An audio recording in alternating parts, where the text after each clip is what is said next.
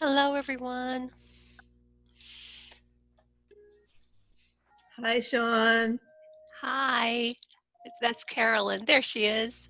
I recognized your voice. Feel free to test. What's that?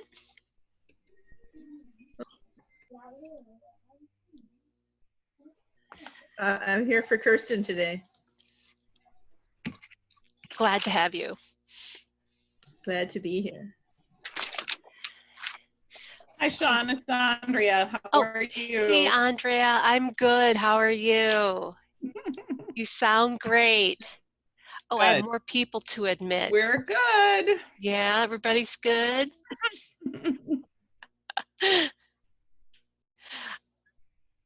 Okay. And of course, I just got the message saying my internet is unstable. First time today, had to happen right now. Lost you all.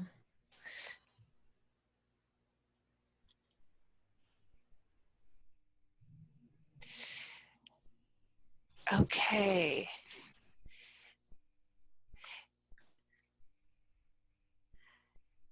We're just going to give people a few minutes to come in.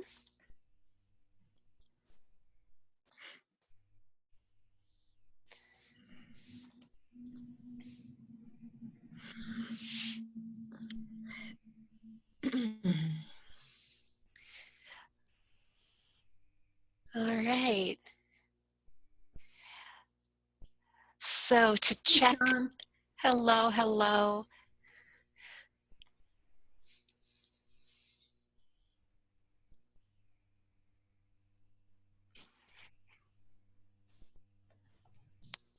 Good to see everybody.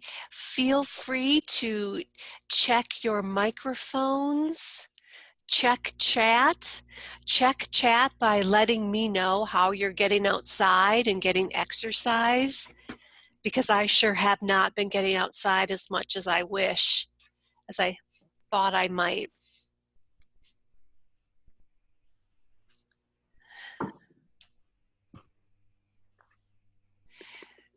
Just waiting for a few more people.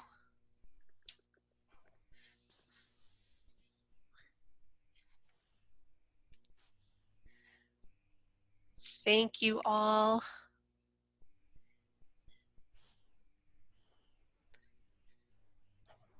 Good to see everyone.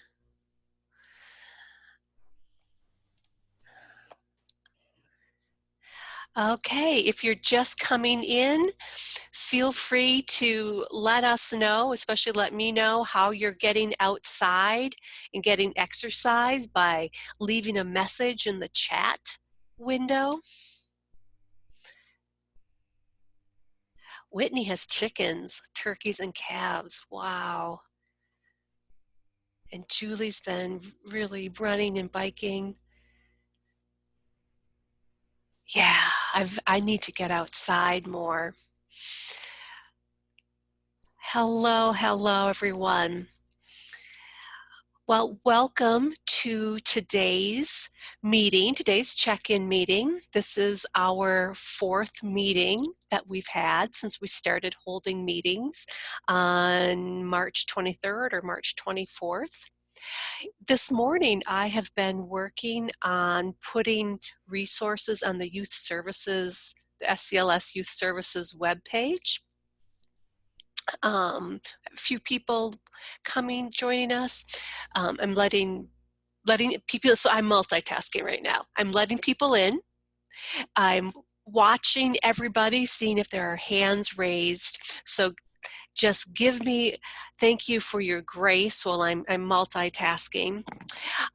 What was I saying? So on the Youth Services webpage, I am linking to the recordings from the last 3 meetings that we've had, linking to notes from our meetings, and also linking to chat files or to the chat logs. So hopefully we'll be able to pull all of our meetings and the meeting topics together into one place.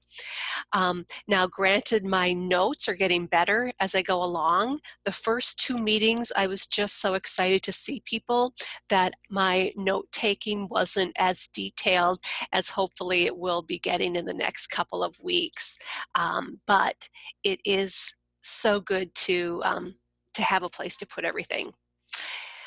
So I want, what else do I have in my notes? I forgot to give you guys an agenda. So I'm going to put an agenda for today's meeting into the chat. It's basically the template agenda that I've been using for the last 3 weeks. Sorry about that. It dawned on me this morning that we didn't have an agenda to follow. So now we do. How's everybody doing? Yeah, good.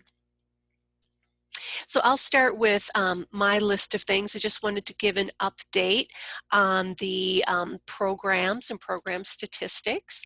Mark Ibaugh had a meeting with DPI staff and staff from other public library systems last Thursday. And his advice for us is the same as it's been for the last few weeks. Keep track of everything you're doing. Keep track of live participants as well as participants who come in and view any recorded programs that you have. He said that there might be a separate question on the 2020 annual report, which would ask for additional information, additional program information. So just keep track of everything. Can you guys all hear me? Sean? Yeah. Is that Karen?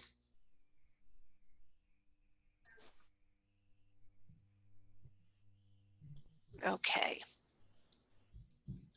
No audio, Sean. Okay. Oh, heard okay.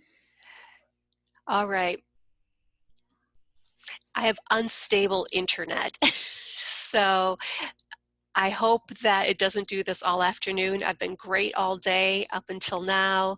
Nobody's on the internet in my house, so I hope that we get through this. So keep track. Keep track of your programs is what I have. Also, Beanstack. I hope that all of you who are interested filled out the survey and sent it in to the DPI, to Tessa at the DPI. I am really excited and really supportive of the DPI using LSTA funds to support Beanstack in Wisconsin libraries this year. I know that it was a really quick turnaround time. I appreciate everybody jumping in and filling out that survey for your libraries. It was due today, and we have a bunch of libraries from South Central who are interested. The recording of the webinar should still be available, and I'll send that link out again too.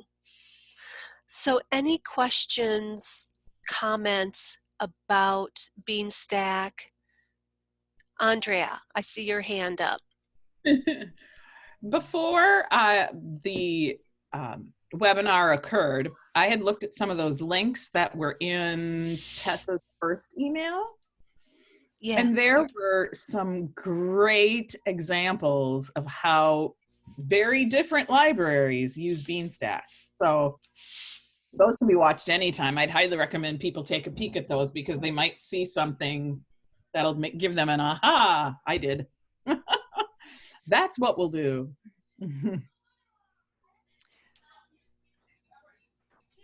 Anyone? Karen, I see your hand up. I just wanted to thank everybody who sent in comments about their experiences if they have Beanstack already. Emily, so DeForest sent a bunch of information. It was really helpful because we had a very split team at our library about whether to use it or not. And it really kind of helped us push over that edge. Thanks. Sean, this is Carolyn. I want to raise my hand, but I don't really have any way to do that. Go for it.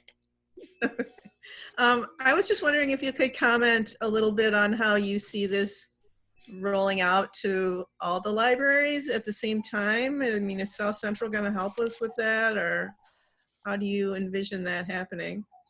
We're still figuring it out too, to be honest. It is something that I'm just in the very early conversation with our tech team about what this could look like. Because it's a DPI service, we're really hoping that they provide the tutorials and information for staff who have questions. Up until 3 weeks ago, I was calling it Beanstalk. So that tells you how much I know about Beanstack. But we will provide as much support as we can with the information that we have. Heather, excuse me, Carolyn, did you have more? No, I just said thank you. Okay. So we actually at McFarland were looking at purchasing it before the DPI sent out their email. And so Heidi has been actually, my director has been actually talking with Beanstack regarding pricing, because we were afraid that the DPI was going to get the basic package, which does not include the app. They are actually getting the mid-level package, which will have the app.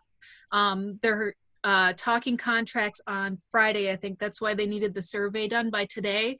Yes. And then they'll roll it out. Now, one of the things is we eventually want the premium package, which is not what DPI is purchasing, but Beanstack will not be able to roll out the premium for anyone this summer until the fall anyway. So you can add eventually to the DPI package the premium packaging, which does the push notifications for your events. So if you've got kids registered for 1,000 books, doing the 1,000 books through Beanstack, they can do push notifications of, hey, you've got a 3-year-old. We have a preschool prom coming up. Your 3-year-old might like to do this. So that was something we were extremely impressed with when we did our demo. So she's been talking with them about that. And it looks like June 15th is looking like the rollout date is what she was saying, but we'll see how it goes when DPI talks with them on Friday. But we're really excited. I'm excited about seeing what happens. Carolyn from Albany, I see you're. Do we know for sure that DPI is getting it done? Because if you're doing it individually, it was supposed to be in by today as well. That's what I heard too. I have arguers in the background. My understanding is yes, the DPI is moving forward with it, and that's why we needed to have that really quick turnaround time. So I would say yes, the DPI is working on it. We'll provide it.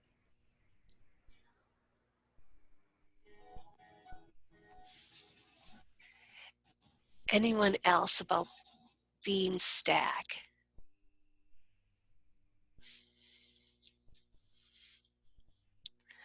Okay.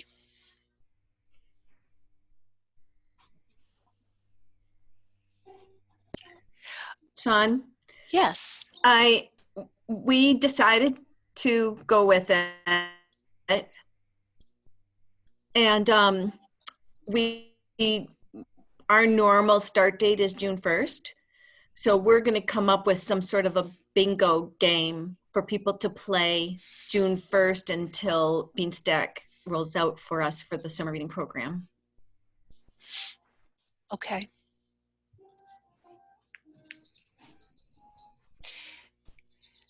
Great. And I think we can all see, oh no, we can't. Carissa Christner from the Madison Public Library is with us today, and she wanted to know, or she would like to talk a little bit about what Madison Public Library is doing as an alternative to Beanstack. So Carissa, yeah, if you would jump in and talk for a few minutes about what you're doing, knowing that for a lot of libraries, Beanstack is going to be a supportive service for you. So go Absolutely. for it. Can you hold on just a second? I'm Yeah. in the middle of a meeting. I'm not talk to you right now. I will talk to you as soon as I'm done. Thank you. So you're going to talk to me in an hour? You guys have this all at your house too, right? Okay. So Madison Public Library for, thank you, Sean. Madison Public Library since last fall has, I'm juggling two of them right here next to me. Since last fall has been in deep discussions about redesigning our summer reading program just in general. Hold on just a second. Really? Just a moment. We've got it. We've got you. At least while I'm talking and have the microphone on, they can just cause chaos in the house and it doesn't matter. Okay, so, hello everybody. So professional. All right, so since last fall, we have been in deep discussions about summer reading and thinking about how to redesign it in a way that's really gonna reach kids who aren't already reading. We were looking at our participants and thinking about the families that are there participating in the program and realizing that the majority of families who are participating are not the families that really need the support per se. So we've been thinking about what that might look like. And it feels weird to even bring it to this group when we haven't even had a chance to test this out. And of course, this year's test is going to be an odd test anyway. But what we've finally come out with in the end is going to be a program that is all about celebrating the reading that is already happening in families, however, whatever kind of reading that looks like. It's going to be broadening the definition of what reading is. There's not going to be any reading tracking at all, but instead it's going to be about asking kids to recommend books to other kids, because we found when we did a lot of research and conversations with our community members that one of the ways that people switch from being a non-reader to a reader is because of relationships with other people. So that's through recommendations that other kids have given them. That's through adults reading to kids. And the other way is, of course, through having access to lots and lots of really awesome books. And so we were going to try to focus any book giveaways on families that we thought didn't already have a large collection of books in their homes, personal collections of books in their homes. And that instead we're going to be focusing on, just kind of encouraging families to not feel like they needed to keep track of time or keep track of listing all that stuff and all this really stressful things, but instead say, we want to really celebrate what you're already doing. And we want to recognize that whatever reading looks like in your house is beneficial and it's wonderful. And we want you to think about what can bring joy to your reading experience. So that seems really abstract. If you want some more details, I can go into it. But again, our details are pretty squishy because, everything. But I just wanted to say, like, if anybody is feeling like, I really want to break out of this thing that we've been doing forever, and I want to try something really radically different, that this might be a really good year to try something different. And if anybody individually just wants to talk with me about what we're doing, I can tell you what we're doing, if you don't want to talk about with the whole group, but I just wanted to throw that out there for everybody. Thanks for letting me talk. Caritza? Yeah. This is Dawn from Portage, and I am so happy to hear you say that, because after taking classes and listening for years to Marge Lock Waters and reading everything that I possibly could, and after so many years of running the summer program here at Portage and seeing what works for my community, I have wanted to break away from the whole consortium and things, and I have felt guilty and a little bit like, I don't know, a traitor. But I finally presented to our new director all of my justifications and evidence for why I thought it could work by making it a more generic, let's just have fun at the library during the summer. And the reading will come, like you said. Those kids who already are reading and parents who know it's important, they're doing it. And I guess I've kind of gotten to the point where, why am I stressing because I don't have great numbers from kids reading? I mean, I want it, but it's not really my responsibility. Right. And so we had even already designed, we wanted it to be the library first and foremost. So we already redesigned an entire logo called Summer Library Club. We wanted people to feel more, included and inclusive, fun group to join. And like I said, the reading was going to be there, but for some it would be a byproduct of everything else. So Awesome. I'm on board with what you're saying.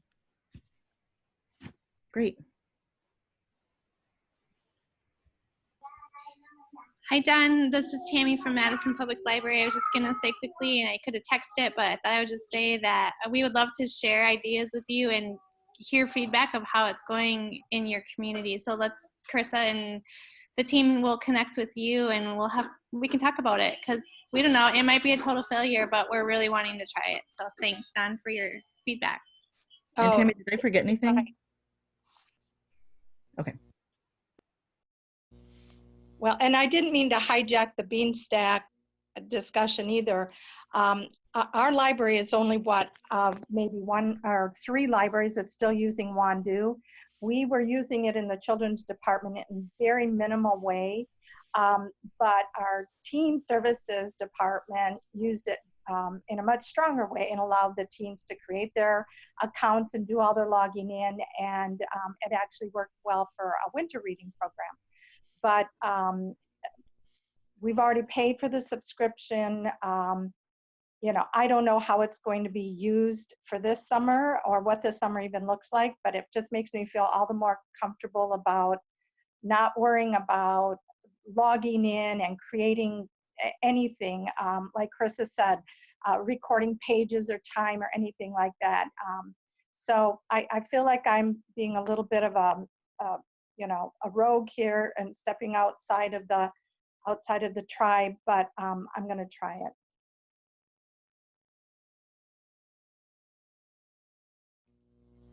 So can I ask if those of you who are going that route are also deleting and getting rid of any or all incentives? We're trying this year, as we did last year, to not set any kind of reading goals for the kids, that we just want them to read a little bit every day. And if they read 5 minutes a day, if they read 20 minutes a day, or if they read 3 hours a day, it's all the same to us. So we do have them tracking. We are going to use Beanstack for that, but it's a day of reading. So if they read, they mark it down that they read, but we don't need to know if they read 10 minutes or 2 hours. And we still have incentives. We haven't figured out how to go rogue enough to get rid of those. So I'd like to know if you're getting rid of those. Well, at Portage, we use the incentives we get from South Central. And then if a business wants to provide incentives, but it's not really tied into the reading. We did away, I think this will be our 3rd year where we did away with any kind of recording other than kids showing us a calendar when and if they read in a month's time. So we went over to an entirely different program to take the place of incentives years ago, after Sean had done a great program on the altruism of summer reading. And so we have what we call our charity challenge, and kids are reading to vote. And it's been so successful for us. So we've really been easing out of the traditional summer library program confines for a number of years.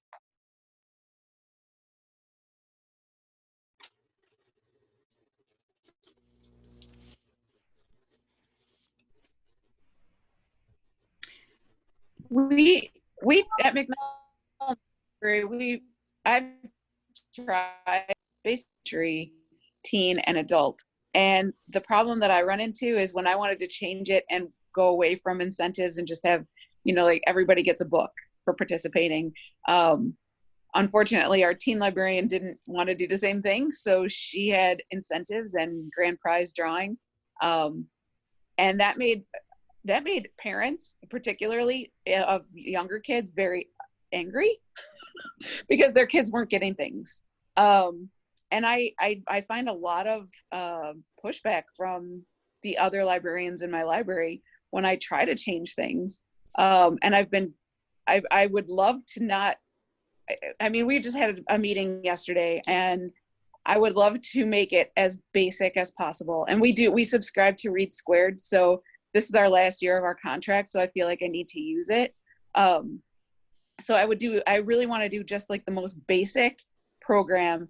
And I would really like for everybody in our library to get on board and do the exact same thing. So we don't have 4 different things, 4 different ideas. But I'm running into the wall all the time. I can't seem to get everybody on the same plane, and it's really hard. This is Tammy from Madison again. I think this is our 3rd year without incentives, and I can tell you that conversation when we began talking about not having incentives was really tricky, and I think we were nervous that the community was going to be up in arms if we didn't have all the trinkets, and guess what? Nothing happened. I don't know if we even got a handful of people that complained about it. What we have been doing is we do have books as part of as an incentive, but mostly we were thinking a lot about experiences as an incentive. So we have been giving away what we call like a golden ticket. If you read during the summer, then you will get to come to this really cool experience at the end and be part of that, which helps us to kind of count how many golden tickets we receive. Chris, am I explaining this well, and other MPL people? But instead of counting how many people register, which was always really weighing heavy on my heart, because I felt like, okay, let's say we have 5,000 people register, but 250 complete, but the number that I'm reporting is 5,000. What does it matter? What are we doing? What is the story we're telling about that? And I never could feel proud about that number, because I knew it wasn't truly reflecting who was actually participating and finishing the program. So we're trying to find creative ways to count participation. And Carissa, can you add more about sort of that incentive piece? So one of the things that we did was a little bit of research, like I said, where we actually talked to people in the community, and talked to adults, and we talked to kids, and well, we found out a lot of things, first of all, and I think it's really, really worth your time if you have a way to interview not just the people who are already using your library, but the people who aren't using your library. If you can we went to community centers, went to like family dinner nights and whatnot, and talked to people. And things that we learned were that pretty much nobody said, I became a reader because there was a trinket. Like there was really only 2 people that even, when I did the broad question, like, tell me about your childhood memories around reading, there were only 2 people who even mentioned the summer reading program from their library. And one was a librarian. And the other was someone who said, I really liked getting those pizza coupons from Pizza Hut, but they weren't the thing that made me read. It was just nice to get pizza because I liked pizza and I liked reading. And so that was one of the reasons why I think we decided it was pretty safe to say goodbye to the incentives. Instead, so this year, somebody asked in the comments, what are we doing all of this with social distancing? How is that going to work? And there are a lot of people right now interacting with each other over social media.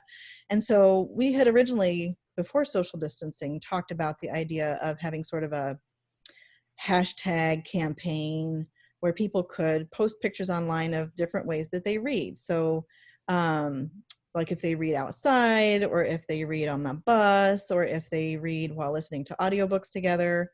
and posting those online. And we were like, well, we might get a couple of participants, but now we're like, maybe we might actually get more people participating because everyone is so connecting with each other online. And so one of the big things, I think, well, one of the, I guess, concrete, well, sort of concrete things that we're going to be doing this year is kind of already, because people are already having to figure out how do I incentivize reading, or how do I get my kid to enjoy reading, right? And so we're going to be starting a rollout of it as soon as we can get ourselves organized, basically, to ask people to like say, hey, reading in whatever way that you read is really great. And can you post pictures of your family reading at bedtime? Can you post pictures of your family reading together outside or whatever? And just have people hashtag it and have a connection that way. We also want to have people do, like kids do book recommendations, sort of. It can be a photo of them just holding their favorite book, or it can be like a Reading Rainbow style video book review from a kid, and post those on social media. And so that's kind of what we're thinking right now, is sort of that sort of engagement, that level of engagement. We'll see. I was just going to add one last thing. I don't want to take over all of this, but I just wanted to say that, you know, as we were thinking of redesigning our summer reading program, we really held equity at the center of what we were hoping to achieve and who we were trying to reach and who we actually weren't reaching. And one of the things that we cared a lot about was connecting with community partners who had the kids who traditionally don't participate. So for example, if there was the Boys and Girls Club, that we could actually partner with them, and not just one, but like as many as we can get on board to start a community campaign, really, but to try to have the incentive come from the kids themselves at the site that they're at. So maybe the Boys and Girls Club decides what the incentive is for their kiddos to participate, however makes sense in their program or in their community. So really trying, and then we tossed around ideas about, like, if parents really think that their kids benefit from incentives, then letting that be a decision that the parent and the child make together. Great, do that for your family. If you want to say, hey, do cool stuff, do these reading things, and at the end, what do you want to do? You want to go get ice cream at your favorite ice cream? Cool, then that's the incentive. But to really put that back for families where that makes sense and that's important, but to really not have it be something that comes from us.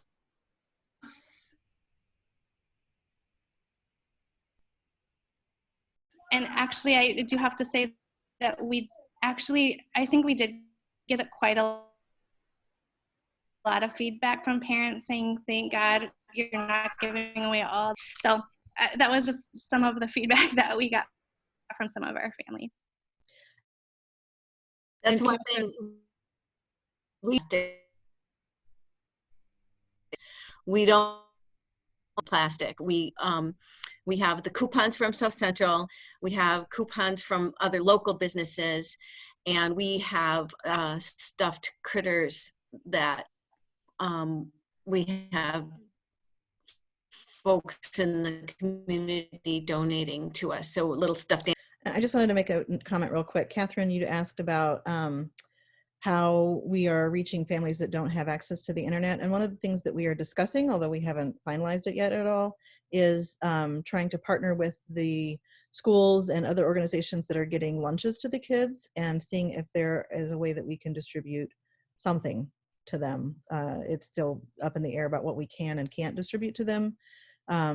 But that's one of the ways that we're trying to reach out to families that don't have internet access, and also realizing that a lot of families that don't have internet access reading might not be their top priority right now.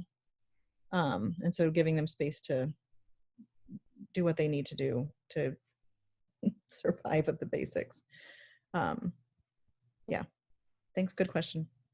It's something we're really, really thinking about. So at Portage, we had already been talking about things before the virus, which was very serendipitous, about doing more outreach and partnering more with our local park and rec department, where I would be going to the different programs held at all the different parks and at our public beach. So I already had some ideas of what that might look like. But I'm also one of the core members of our local free summer lunch program group. And so I had thought about ways to maybe do something to get the kids coming to pick up a lunch. To also, we would do a remote sign up of some sort for the summer, our summer library club. And the library is also a site for the summer lunches. And I usually visibly present for that. So that we already had been looking at ways to reach out to some of the families that don't have access to the internet and to be able to include those kids. So those options, you can work with your food pantry if you have St. Vinny's or Goodwills in your community. I mean, there are a lot of different services that are providing resources for kids in the summer that it would just make a natural partnership with the library.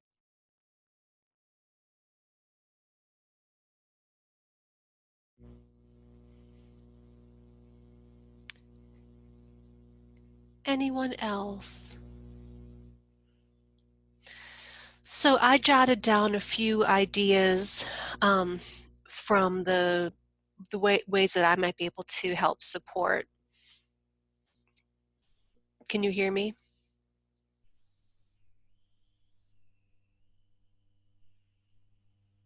Yes, I hear you. Okay.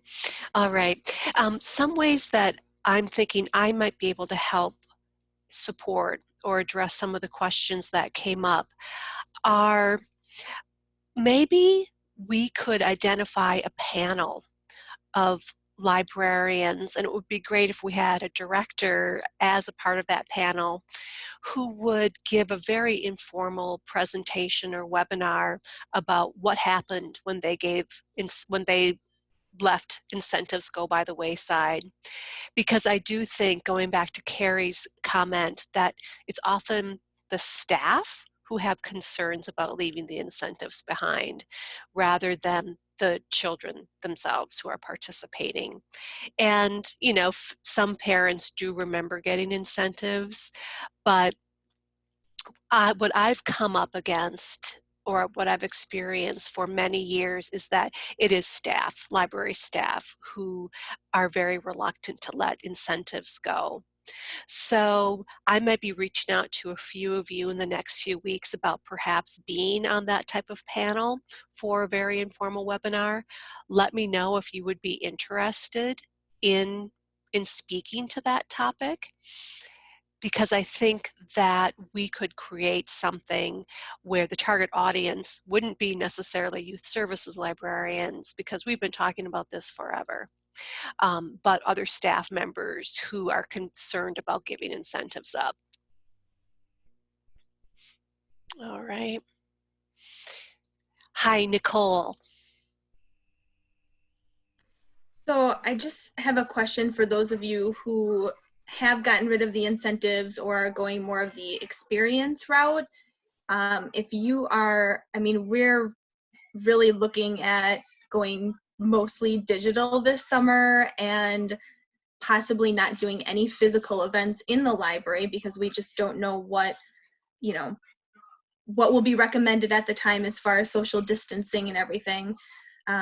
So do you have any plans for what you will do in that case? Is there a way, because when we talk about experience-based incentives, if we don't have physical programs, we won't be able to do things like that. So I guess I'm struggling. I know Beanstack has like badges and stuff like that, but I really don't see kids caring about that. So, and typically we give away a free book at the end for the kids who finish the program. And I would love to still give away free books, but we don't have the funding to just, hand out as many books as we would love to.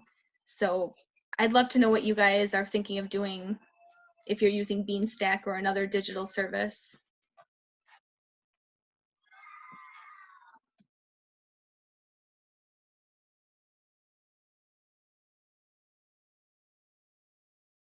Amanda? I think at Stoughton, we're just going to focus on getting that first round of free books out to as many people as possible, and if possible, a second one. I had already bought a few grand prizes, which are like $25 things, like a dragon puppet, and we'll probably use Beanstack for those grand prizes. To enter the virtual raffle tickets to win one of those prizes and maybe a few others. And they also have that community read. So it would be fun to use it to track that, like, hey, look, people in our city have read X thousand books this summer. So I think it'll be more of a supplement rather than the program. To me, the program is, you need something to read for summer reading program, so here's a free book. That's pretty much our goal for the summer.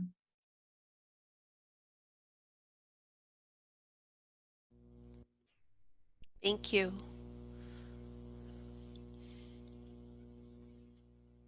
Carissa. If your experience in the past was, I think somebody said like a concert or an event, right? I mean, there's some performers that are still offering to do online performances. And so if that would be something that you could arrange, it'd be pretty easy to let people know that, like, if they've earned the right to attend this experience, that you'll give them the Zoom login that they can participate in a show by Miller and Mike or whatever that experience is. So if that's more close to what you're used to doing, I feel like that'd be fairly easy to translate, actually. Yeah, Miller and Mike have a really good plan for this. So if you have performers who are canceling and you have a little money, you might want to look into them.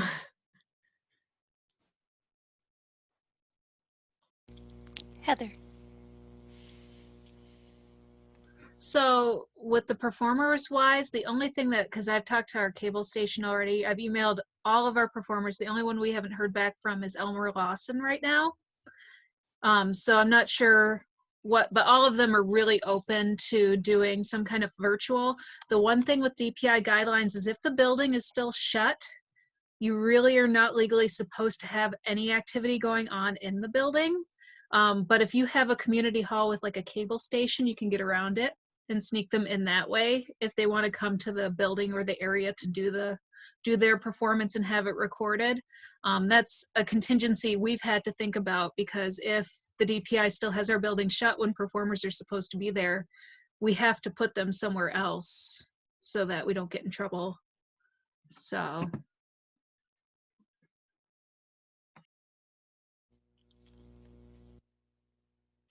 Thanks for reminding us of that, Heather, that when the DPI lets us know we can be in there, that's when we can formally and officially be there.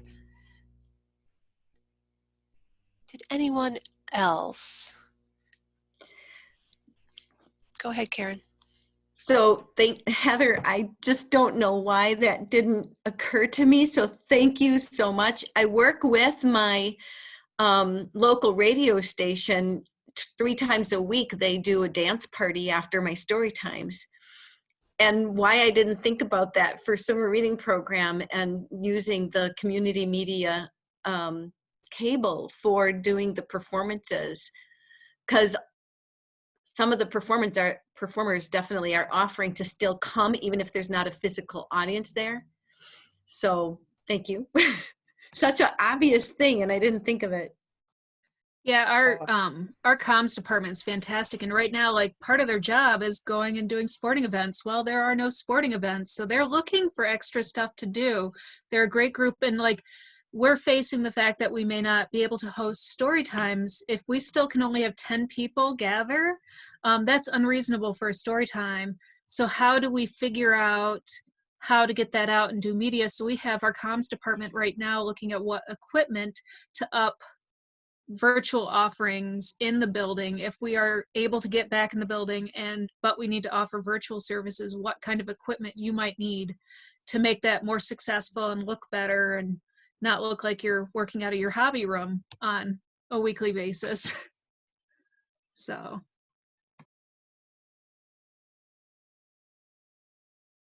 Or the Star Trek Enterprise.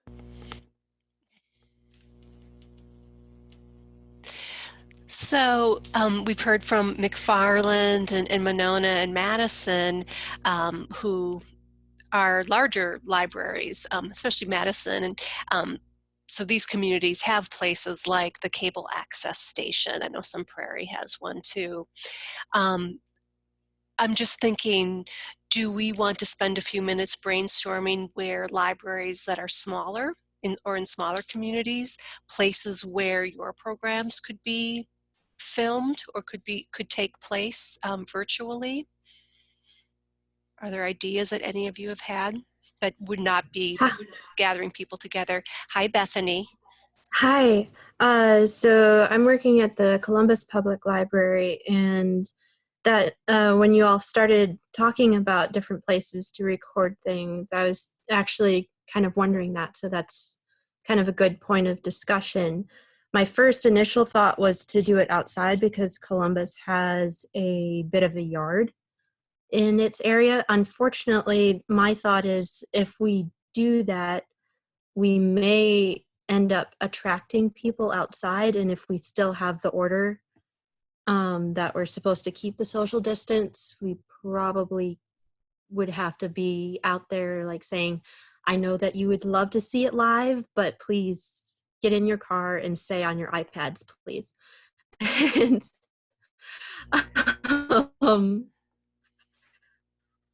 I don't know really be a viable option, but I am where people can do their performances. So if anybody else has some ideas in that regard, that would be great. I would say maybe if you have a school in the area with a theater, a high school or something, they may be willing to let you use that space. I mean, it probably has pretty good acoustics, and if you have a camera that you could set up, maybe something like that.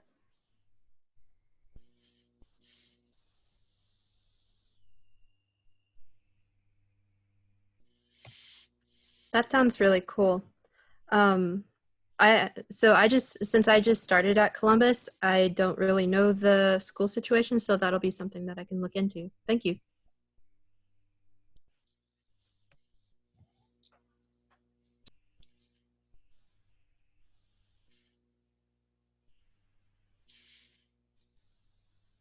Anyone else?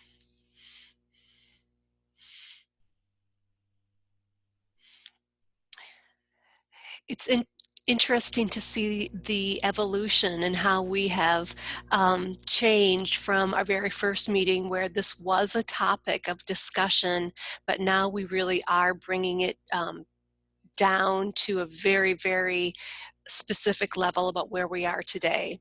That at first we were talking about maybe that is something that we could do. We could film outside or have people at a park, social distancing. And now we know that that isn't going to work in many of our communities.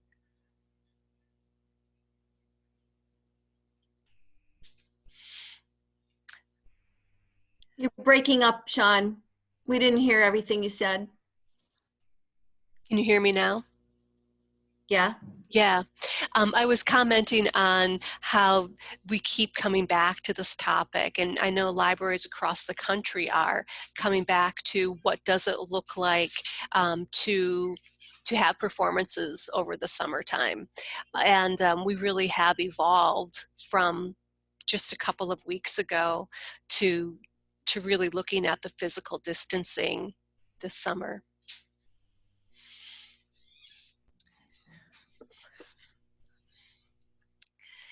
So anything else? Are there any other questions? I just had another idea the other day, and I've kind of done a little research on it.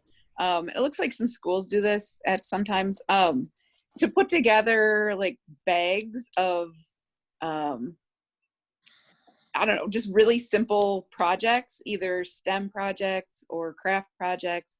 And I was thinking this could actually work for either people who have internet access or who don't. And maybe you put together like one project per week, and each kid gets a bag of all of this stuff. And it has all of the information that they need to do all the projects. and then maybe do an online component as well. So if you do have internet access, you know, like I would have a video up of me doing the project, so you could do it along with if you wanted to, or if you had that access to it. And I got some good ideas of distribution at the food service places during the summer. And normally we are one of those places, but we work through our Boys and Girls Club, and they are opening a new facility, hopefully, on June 1st. So they aren't able to help us out with that this year. But I'm hoping that we can work with the schools, the food pantry, and get that out to the people who need it. Thanks, Whitney, for that shout out. I was going to mention our Craft on the Go bags. I learned this idea from a couple of previous youth librarians at Columbus, and then expanded it for Portage. And using some of our funding from our friends organization, I buy thousands of brown paper bags, and sometimes I get them donated. And then we just fill them as our supplies pile up. And we use typically the leftover crafts from all of our different story times or our other programs where there's a craft. We may not have all the pieces, or it could be multiple pieces of different crafts. And then depending on the time that our staff person can commit to this, she might include some random, word search or maze or some other activity sheet that will encourage some writing component. But we have a little logo and a little description on the bags, and they're just put out. And the idea is that the family has to take it home. It can't be done in the library. They will have to provide their own scissors and glue, but it's called Craft on the Go. And we really just encourage a lot of original construction of the pieces. And a side note, what I have found is a lot of the people that work in our senior apartments and assisted living places, they love to come in and get the bags and take them back for seniors. And then we have a lot of grandparents that love them so that they'll have something on hand for visiting grandchildren.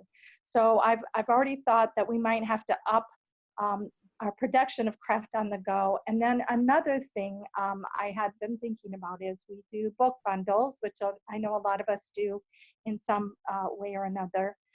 But I had thought that perhaps we'd have to expand on our book bundles and again, maybe include some more educational activity sheets that will go along with whatever the bundle theme is. I always try to have music or multiple formats in a bundle. So I think that might help. And that is something that could be distributed at various sites in our community. And again, it'd be a great way to get reading material into to the families who may not have as much access to internet or technology. Hi, I see Lynn and then Carolyn and then Karen. Lynn, Carolyn, Karen. Well, and to expand on that idea, we've been talking about doing whole programs to go for the community, not just for kids, not just crafts, but all from babies through seniors. So all sorts of different things. It might be yoga, it might be crafts, it might be nature scavenger hunts, it might be all sorts of different things that people just pick up, curbside service, or we might have them at laundromats, we might have them in apartment buildings, we might have them out in realtor weatherproof boxes, anywhere in the community. That also helps reach those kids and community members that we don't reach otherwise. It also helps address the digital divide issue for those people that aren't using technology. So they could have a technology component, but they don't have to. It could just be a paper component. And we're not expecting any of those items to come back. We can include glue sticks, we can include, it's all consumable items. Hopefully they do have scissors at home. We probably can't buy too many scissors to not come back, but anything that we put in those bags, we aren't expecting to come back at all. And and that's just the reality of it. But partly because of COVID, we don't want a whole bunch of stuff coming back, you know.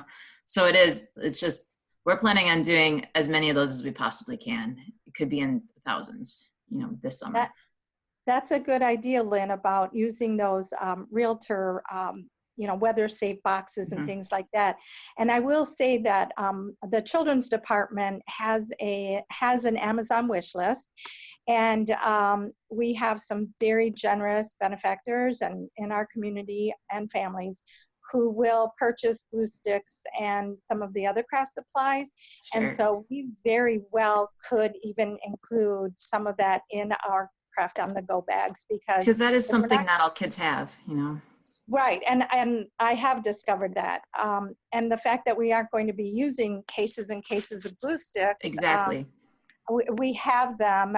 We've got thousands that were just gifted to us, brand new cases of markers, Crayola markers, waterproof, or you know, whatever, yeah, washable, and pencils. So we could tailor whatever is inside the bag to the supplies as well. You know, something we're talking about doing is having story walks all over town, you know, putting them up all over like baseball diamond, you know, on the fencing, you know, because you can attach them to the fencing with zip ties, and that way you don't have to move stakes all the time when there's mowing being done. And then so cooperating with our parks department so that they're attached to all the baseball diamonds with stakes and all the fencing around apartment buildings. And we could attach realtor boxes to those as well and fill those with the programs to go boxes. And that'll reach a whole different community that we often don't. So I think there's some real creative examples that we can reach out and do, and things that we haven't done in the past. I think this is an opportunity for us to expand. I agree. Thanks, Lynn. We're going to go up to Carolyn at Albany and then to Karen Wendt. This is kind of back to the performer, how we can do the performers. And I don't know if this would really work, but recently the church here in town did a drive-in service. So it was just like a drive-in movie. And I'm not sure exactly what all they had, but I wonder if other churches are doing it and if they'd be willing to share some of that equipment with us. But people just drove up and they did the whole service like on the outside, and people could see it and listen to it on their car radio. And I wonder if that is something that would work with performers for us. Just an idea. I know, just to, we thought about doing a drive-in movie over the summer because we do a lot of movies at the library, and we've done outdoor movies. And I know that our assistant director talked to the health department and they said no. So I don't know how the people are getting around that, or if the different health departments are, you know, telling people different things. But that was one thing that we had thought of, and we were shot down on that, unfortunately. Do you know the reason? They were not convinced that people would stay in their vehicles, and that was another problem. We would actually probably end up having to have somebody with authority, because we all know how people listen. I had a huge program, and I couldn't fit any more people into the program room. I just couldn't. It was ridiculous. And I kept telling people, there is no more room in this room, and they just kept walking right past me. So, I mean, we were considering like having police there to police it. And I don't know that that's a great idea either. So I just want to throw that out there. I mean, it would be a great idea, and hopefully you can make it work, and I don't think in our town for us, that's going to work out so well. All right, Karen. Oh, we can't hear you, Karen. I wanted to show one of the to-go kits. This one has in it some dice and a crayon, some index cards, and you open up the little kit. And there's the instructions of how to play the game. And there's one with a bag on it. This is from DeForest when they did Makers and Keepers. So I have them right here in my office. Paper bags with supplies in it. This one, very simple, just a little Dixie cup. And then the Xerox copy of the story, Gregory the Terrible Eater, for an activity. Coolest thing. Thanks, DeForest. Okay, I'm just going to comment on the story walk questions that are coming through with chat. Sounds like we should have a conversation about story walks, and that is something we can do in the next couple of weeks. I can put that as a topic for an upcoming meeting. Yep. So we'll have some information from people who have done it successfully. I'll see if I can get Deb Hafner on the line with us, because she has helped libraries with their story walks, with creating the physical book. As I think Karen said, you do need to have the original book, and you need to have 2 copies so you can cut it up. But we've done a whole bunch of them, and we've helped libraries do them. So thumbs up on that. It is 2 o'clock and people are starting to leave. Please leave if you need to. Are there any final comments?